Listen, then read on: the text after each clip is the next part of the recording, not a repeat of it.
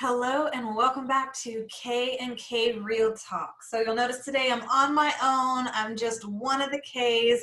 For those of you who haven't met me, my name is Kenny King. I am a holistic health and wellness coach and transformation life coach. I focus on helping people meet their goals and predominantly around in this area, I love to help women with endometriosis reduce and better manage symptoms so that they can thrive even though they're in a body that has endometriosis. And so I do this through holistic measures. And what I want to talk to you today about is so important. So please, if this is, you've heard me talk about xenoestrogens before. If you have listened to any K&K Real Talk episodes in the past, there's probably 3 or 4 episodes out of all the episodes we've done where I bring up xenoestrogens. And I will continue to bring them up because this is such a crucial topic. You can have such a better experience in your body and reduce your symptoms and have a better quality of life by focusing in and honing in on your exposure to xenoestrogens and reducing it. And that's what we want to do. Sometimes we get really caught up in phytoestrogens. So I just want to be really clear. When we talk about phytoestrogens, we're talking about the food stuff, right? So people say, oh, stay away from soy, stay away from certain things because of the estrogens. Okay, so yes, we have foods that help the body produce estrogen. We have foods that help the body produce progesterone. And sure, having an endodiagnosis, having estrogen dominance, having hormonal imbalances, oftentimes eating more of those foods that promote progesterone help us rebalance. But there's a couple of different things going on underneath the surface here. And a lot of times we vilify estrogen. We say estrogen is bad, estrogen's causing all of the problems, and I hear you and I get it. But here's the deal.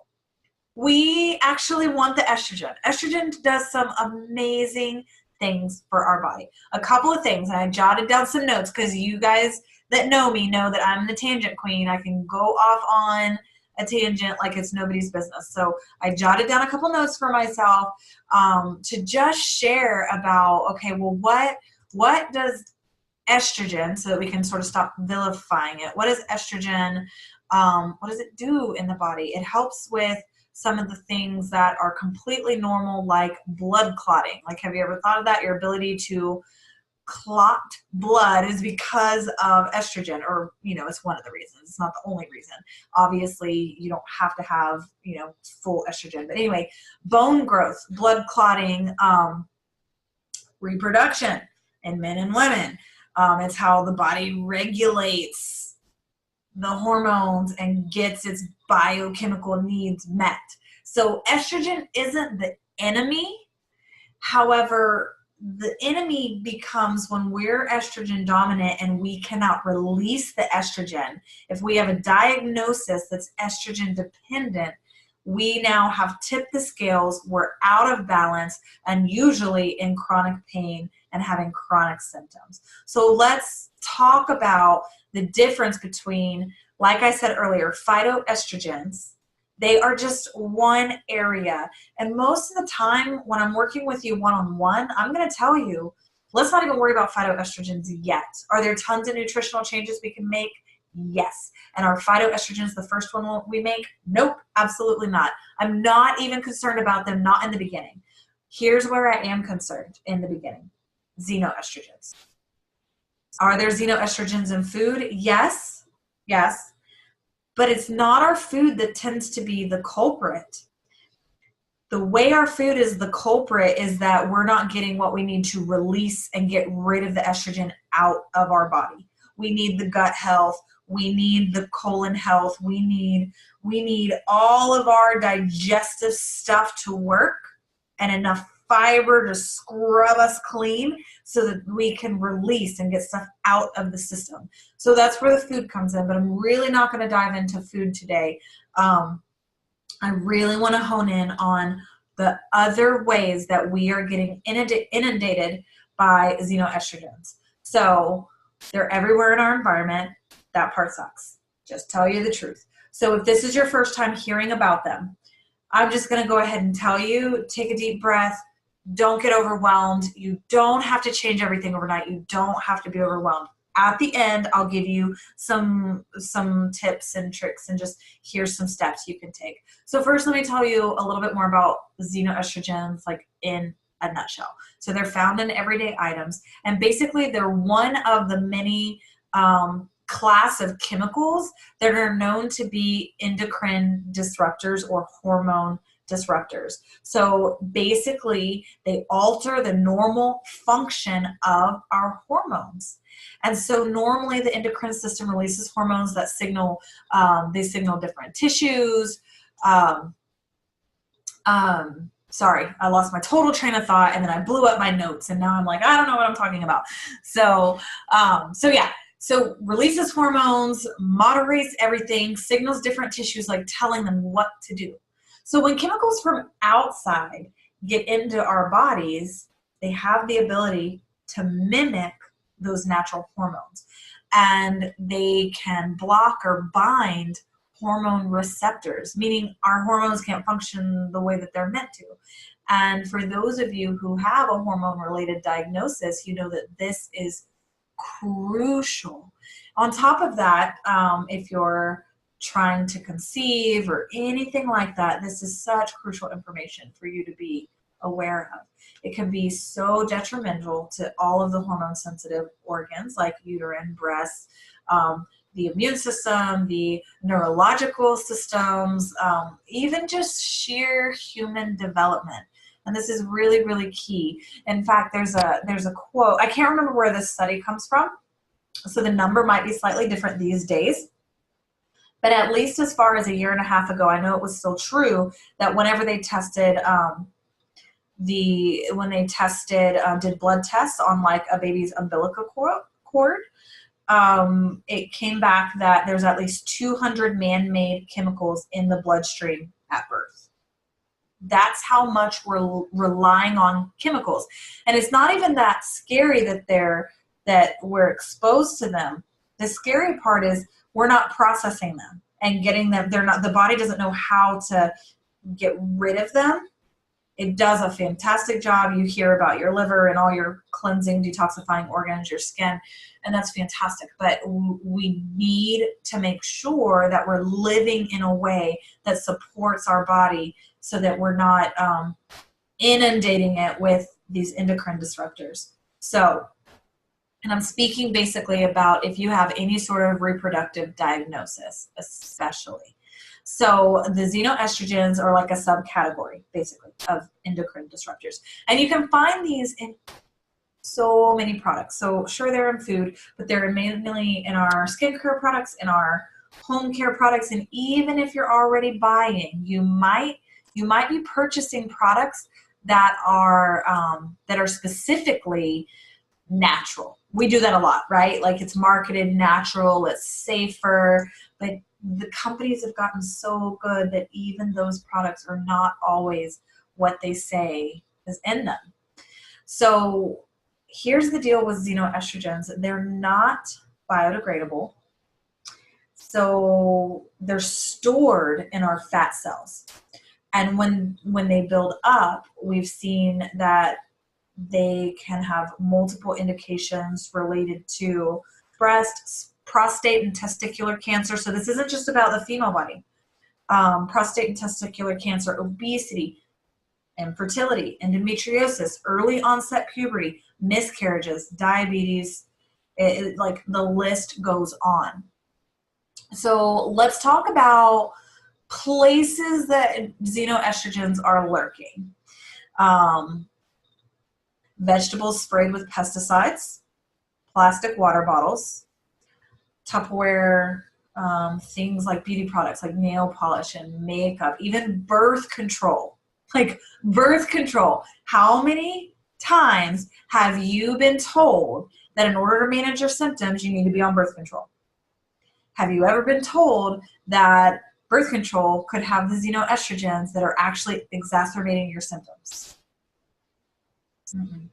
I doubt that you've ever been told that. And if you have, awesome physician, like great doctor. So glad that your doctor told you that. Because with almost all allopathic or conventional treatment methods, we're going to be exposed to even more chemicals. And I'm not saying that that's bad, by the way. I talk a lot about lifestyle and holistic ways of managing symptoms and conditions. I talk about healing from the inside out, and you're going to hear me talk about that all of the time. However, that doesn't mean I'm saying medicine is bad or going to the doctor's bad or what your OB says is wrong. I'm not saying that at all. Every form of medicine has its place, truly every form.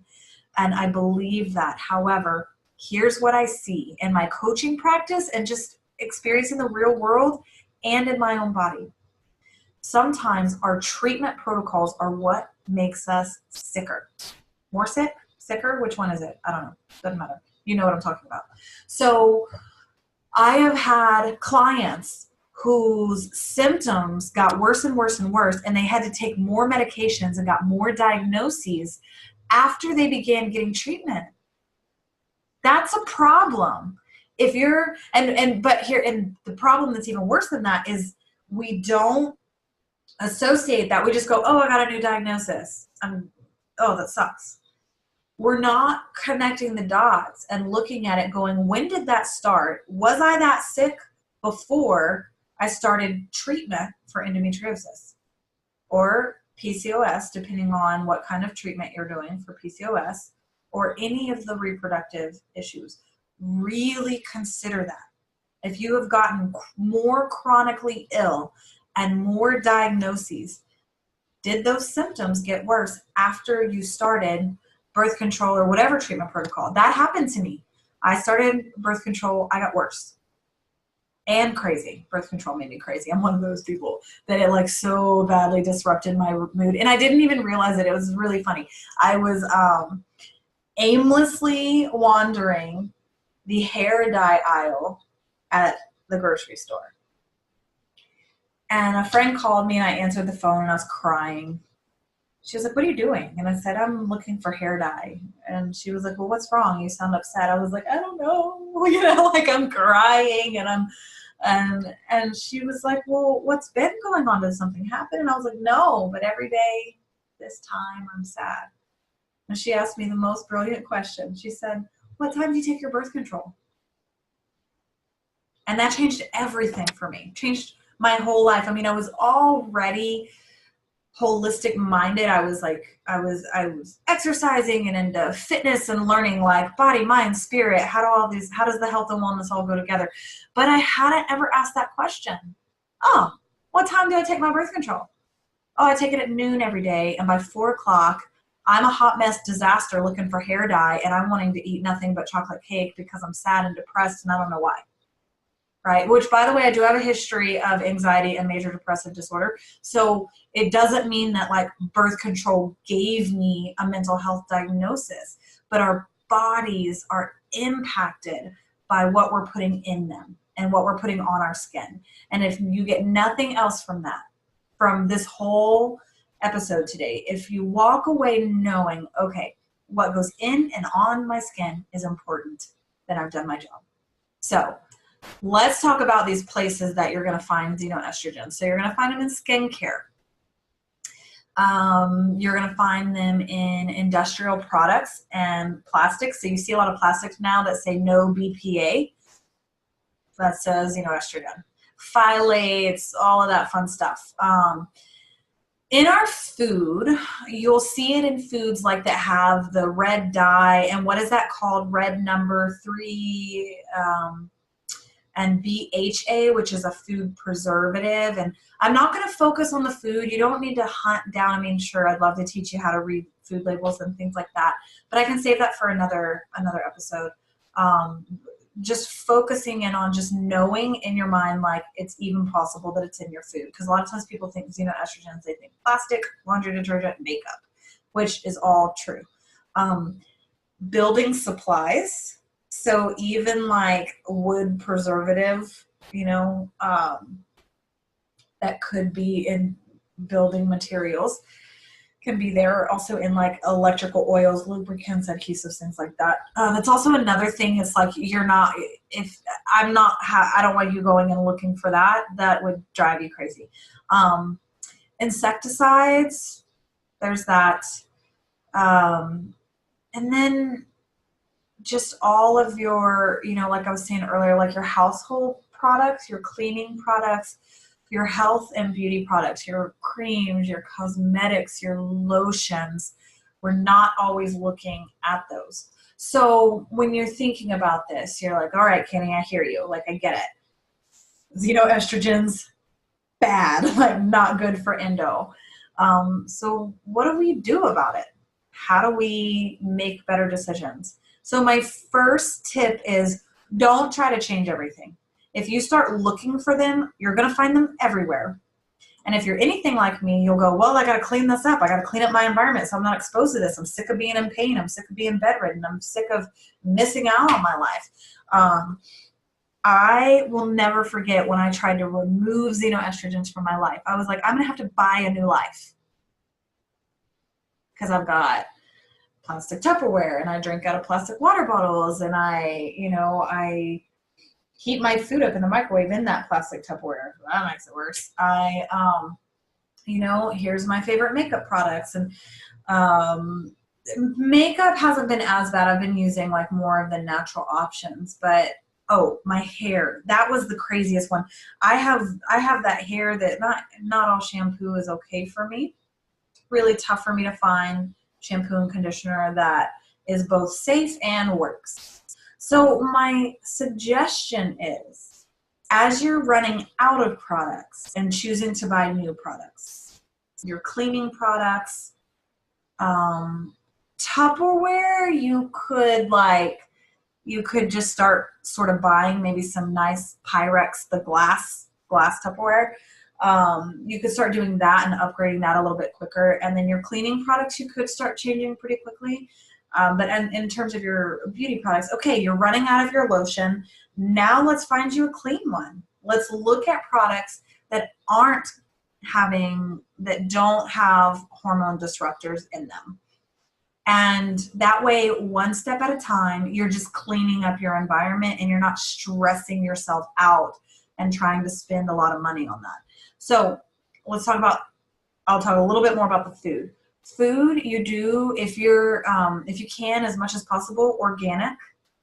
And then also, like, even if it's organic, like washing your foods. And you can do this really simply. You can do baking soda and water. You don't have to get the fancy sprays for the vegetables. You can, but you can also just do baking soda, water, throw your veggies in there to soak, rinse them, let them dry, you're good. And you can just rinse them in a strainer really good, and let them sit there and dry while you're doing other stuff. You don't have to like dry off your vegetables.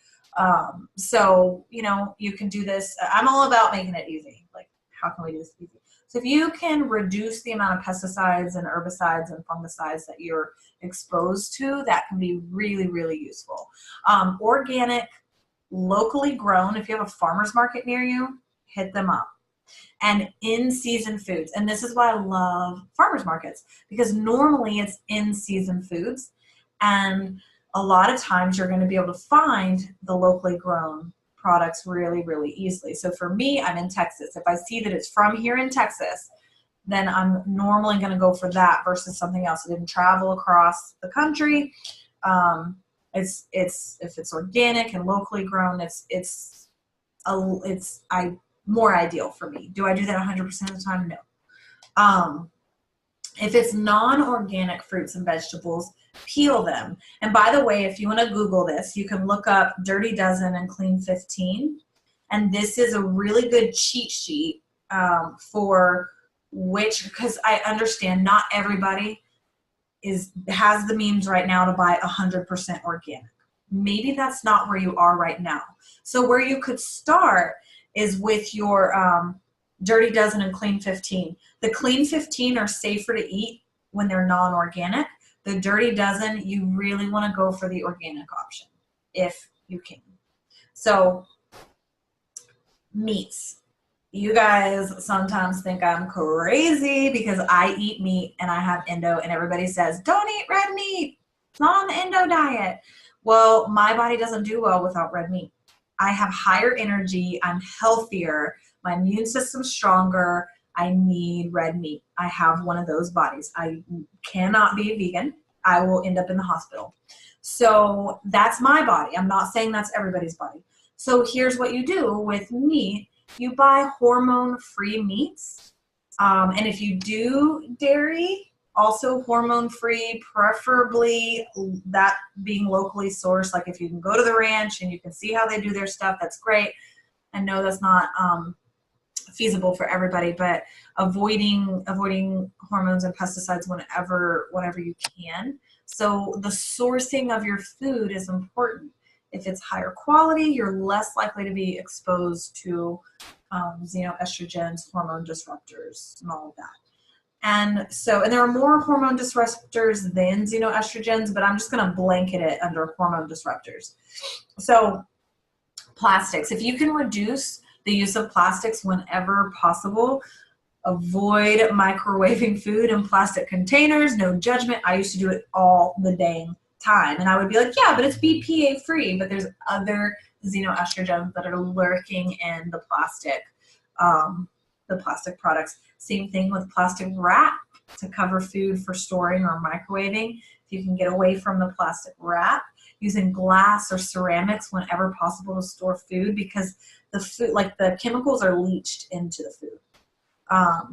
So if you are using plastic, like if you're like, guys, I have an empty plastic water bottle right here. There are times I'm on the go, I grab a plastic water bottle. Do I have another water bottle I can fill up? Yes, but I'm a human. I am just like you. I'm a human. I am imperfect. So if you're drinking out of plastic water bottles, if you're eating out of plastic ware, don't heat it up. Try to keep it away from the sun. Try to keep it away from the microwave. Don't refill plastic water bottles. Get yourself stainless steel or glass water bottles, and avoid freezing water in plastic bottles to drink later, because yes, that matters. So that's my food spiel. Let's go on to the household products. So using biodegradable, chemical-free, like laundry and household cleaning products is really, really useful. And if you're unsure, going with biodegradable is really, really useful. But it'll generally say kids safe, pet safe, but normally it lets you know. We have a lot of cleaning products that we would actually eat, like vinegar, that are safe even for ingestion. So when we're using like chlorine-based products and bleached products, we are exposing ourselves. And yes, this is even tampons and pads and toilet paper and paper towels and coffee filters. Like this is why I said try not to get overwhelmed, because if you pay attention, we're surrounded in it, and it's destroying our body's ability to heal and to function properly. So if you can move away from the chemicals, there's so many green products on the market. There are also tons of great like network marketing companies like Young Living, who do like essential oils, but they also have cleaning products and they also have makeup. There's also, what is that company? I know here they have, I think, Melaleuca. I think they have really clean products. I haven't looked at their products or bought their products, so I'm not 100% sure. And then at the grocery store, there's often a lot of great products. If you're unsure of what to look for, there are two apps. One is Think Dirty. I think I've told you guys about this before. Let me see if I got a new phone, so I don't have the little, I normally like to try to show you what it looks like. So one is called Think Dirty. And you can literally scan your product. So I can take this this little lavender and aloe hand sanitizer, which clearly I haven't used a whole bunch of it. I try to avoid using these, but it says no GMOs, no synthetic fragrances, no triclosan, And I'm willing to bet. Sorry, my doorbell just rang. My dog is going nuts. Sorry, let me check and see. Okay, I don't think that's anybody I know. Okay, sorry guys, especially if any of you are just listening to the audio and aren't looking at me. I know it can be annoying when the dogs start barking because they're loud. Okay, so Think Dirty is one of them. The other one is it's called Healthy Living. This I might have to, let me look it up while I'm saying it so that I give you the right name.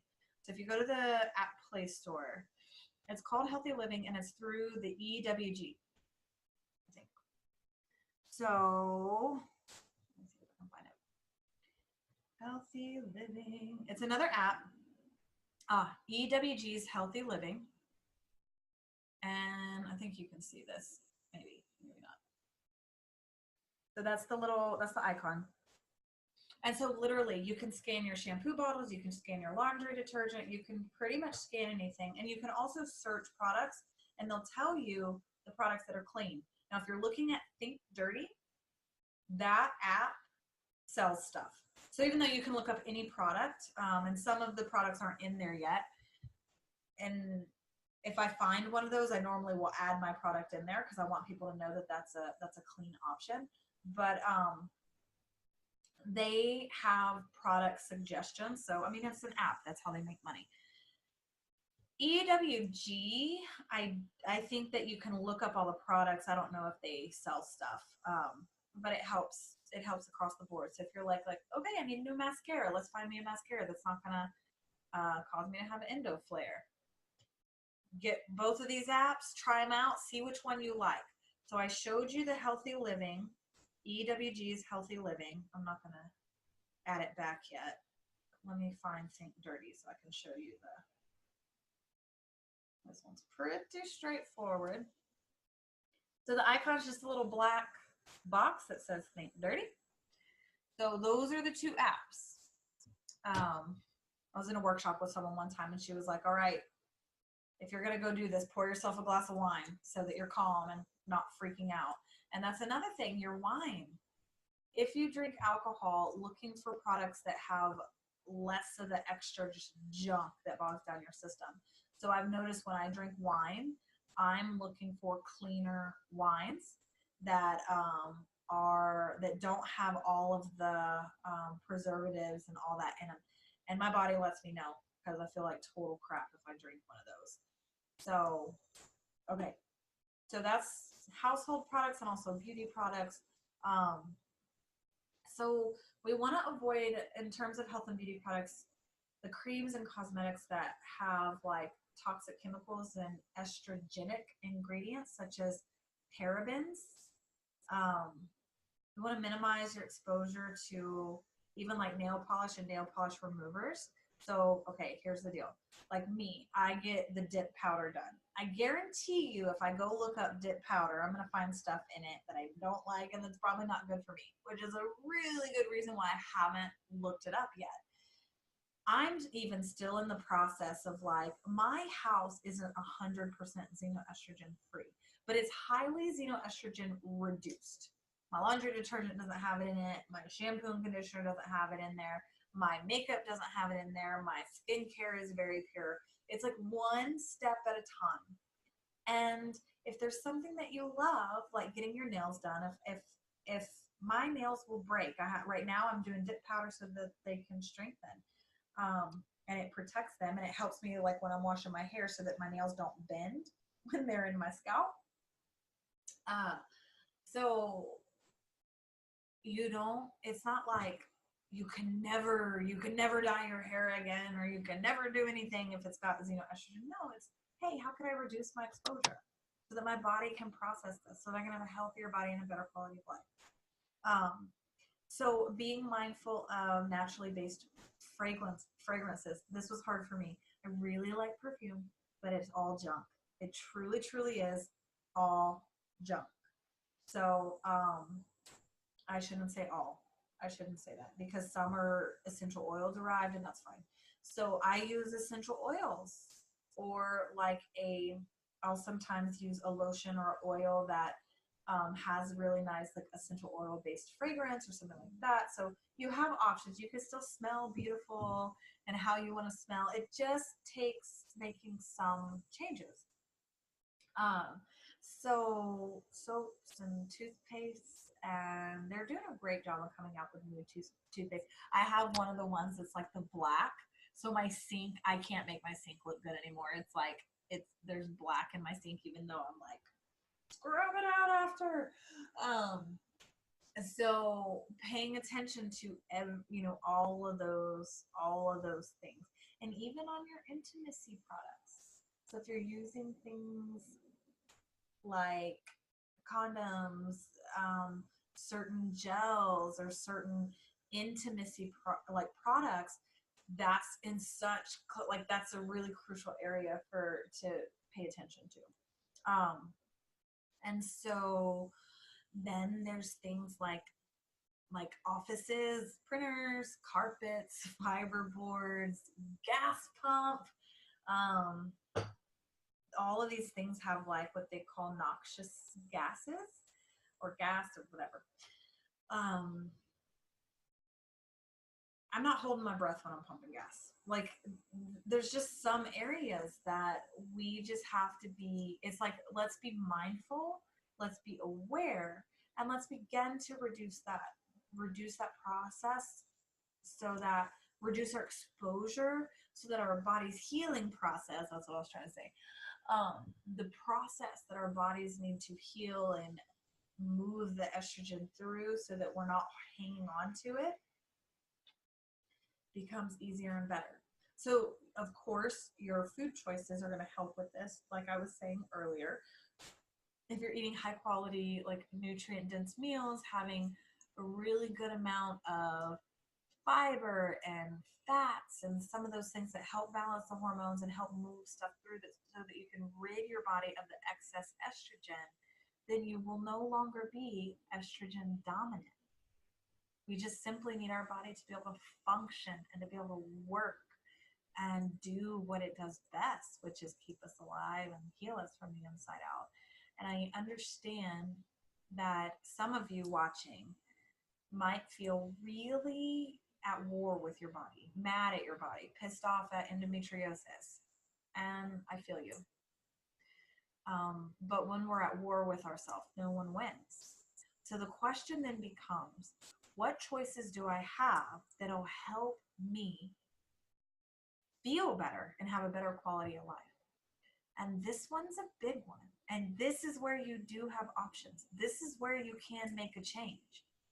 You can reduce your exposure. And it takes time. So if you like reduce your xenoestrogen load because you just changed your makeup and a week later you're in pain, that's not enough time. Let your body really cycle through.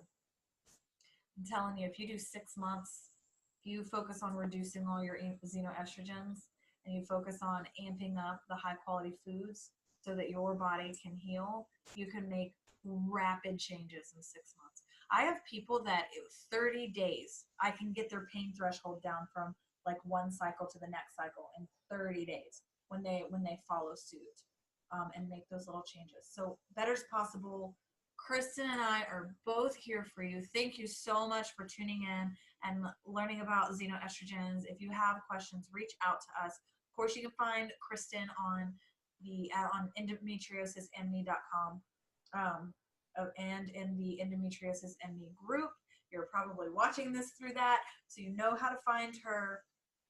You can find me on Facebook at Kimmy Rochelle Coaching. I've always got an open door. If you have questions, if you have concerns, if there are topics that you want to learn more about, that's exactly what we're here for, to share your stories and to share our stories and to help you make your life better, because better is possible. So please don't give up.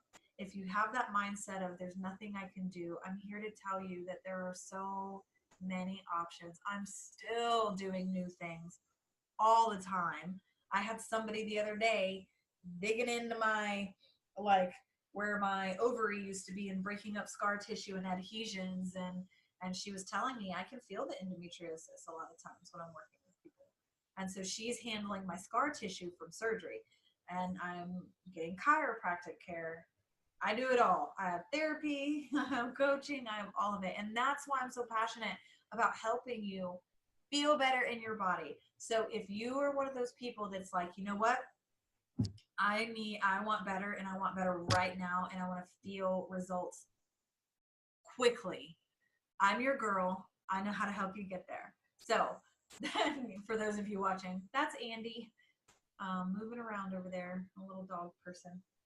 Yeah, these little nappers. They're really good at napping. I tried to take a nap the other day. I fell asleep at, like, I don't know, 1:30 or 2 p.m. and didn't get out of bed till 8 p.m. I'm not a good napper. Not at all.